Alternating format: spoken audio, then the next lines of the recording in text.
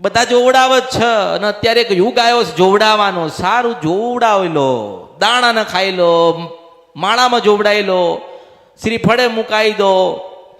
તમારે જ્યાં સુધી તમે તમારી કુળદેવીની ભક્તિ નહીં કરો ને ત્યાં સુધી દુનિયાની કોઈ માતા સારું કરવા આવશે નહીં. આવે નહીં આવે નહીં આવે. કારણ કે આપણે આપણી માના નહીં થયા તો બીજાની માં આપણી થશે?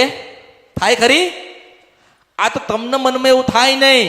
મનની અંદર મન ડગી ના જાય. તમને એવું લાગવું જોઈએ કે રવિવારે આપણે આપણી ખોડિયાને મળવા જવાનું છે. તમને એવું થવું જોઈએ કે રવિવારના દિવસે આપણે આપણી ચાઉનને મળવા જવાનું છે. રવિવારે એવું થવું જોઈએ કે આપણા પૂર્વજોની મેલડીને મળવા જવાનું છે. જે મારા ધામમાં આવ્યો, મારી પાસે આયા, મેં એમને એમની માને મળાવડાવી ને એમની માને જ સંગાત કરાવડાયો છે કે આ છે જીવનભર. સુખ હોય, દુઃખ હોય, તાવ હોય, તડકો હોય, આદિ હોય, નાદિ કે ઉપાધિ હોય, કોઈ દાડો બેટા મેલડીને ભૂલતા. બહુ દુઃખ હોય ને રહેવાતું નથી. હવે શું કરીશું? બધા દરવાજા બંધ થઈ ગયા. તારા આંખ બંધ કરીને ચિત્ત મારામાં પુરવજો. જો જીવનના જેટલા દરવાજા બંધ છે બધા જ ના ખોલું તો બર્યું મારા અવતારમાં ખોટ પડે. હું મેલડી છો પણ ભક્તિ કોઈ બીજાની કરો છો ને માંગવા કોઈ બીજી જગ્યાએ આયા છો. અમે તો મેલડી માને માનીએ છીએ પણ કઈ મેલડી માને માનો છો?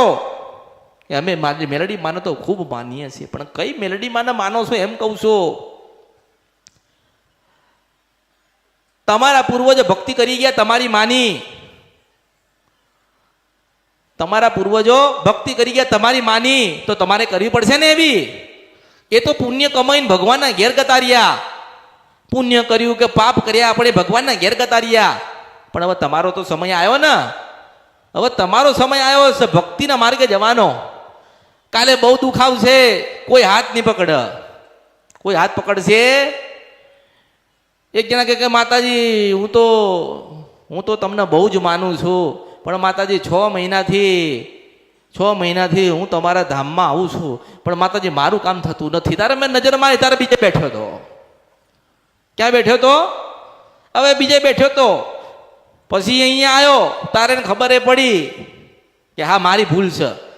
તો કે મેલડીમાં તો એક છે ને કે કોઈ મેલડીએ કીધું ડોશીના રૂપિયા મળે છે, આ તો આની ભગવતીએ કીધેલું કે પાવાગઢમાં મળું છું.